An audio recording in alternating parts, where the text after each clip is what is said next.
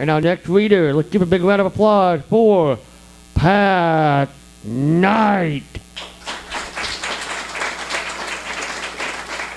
I'm wearing a hula skirt and a leg. Oh, righty then. I didn't have any good blood and guts story to bring, but if you'll go back with me several decades, when I was in about the 9th grade, I'll read you a conversation overheard. Frank, you look terrible. What's wrong? Too much to drink? Dad was talking to Frank, his longtime best friend. Not enough, I heard Frank reply. Unknown to them, I was sitting just around the corner in the dining room, homework spread all over the table. I had heard the back door open and Dad greeting his friend. Since Frank was just like an uncle to me, I was about to go in and say hi to him when I heard him speaking softly to Dad. Al, Frank said, Annie's father's dead. Have you got an extra beer hanging around? Oh, God. I stopped. For once I used good judgment and stayed where I was. Something was wrong. The fridge door opened and closed. Then Dad spoke, sounding surprised. Gus is dead? What happened? I just saw the old SOB a couple days ago. Heart attack? Ha, commented Frank. You know the old bastard didn't have a heart. Annie was Frank's wife, a good and friendly woman. How she ever had a father like Gus, I'll never know. None of us kids ever wanted to be around him. Even Charlie and Bob, his own grandsons, avoided him. He was a mean and nasty man and a bully before bullies were big in the news. I heard my dad again. Dead? God, are you sure? Asked Dad, still sounding more surprised than shocked. Yeah, commented Frank. I'm sure. I was there. I heard Frank sigh as he dropped into a chair. Something was really wrong.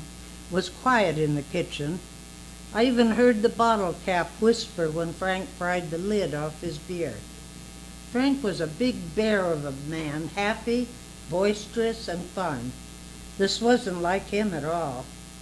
In the dining room, I moved a little closer to the kitchen door so I could hear what was going on.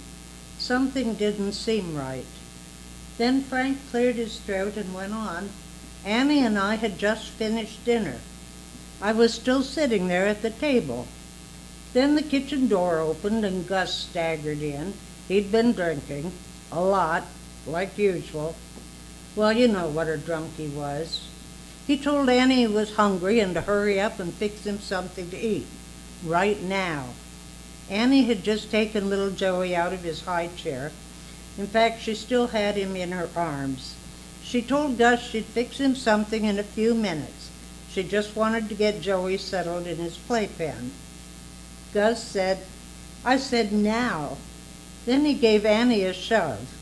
She sort of fell against the kitchen counter, almost dropped the baby.